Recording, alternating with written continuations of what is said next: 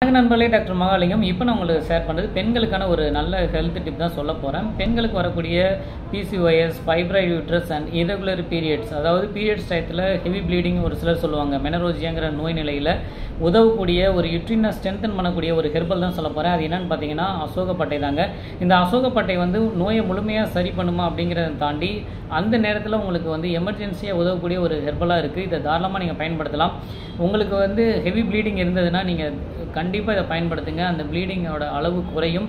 கிளினிக்கலாக அதை நிறைய பேஷண்ட்ஸ்க்கு கொடுத்துட்டு வரோம். அசோகப்பட்டை சூர்ணம் காலை இரவு 2 வேளையுமே எடுத்துக்கலாம். ஹெவி ப்ளீடிங் இருக்கும்போது 3 வேளையுமே எடுத்துக்கலாம்.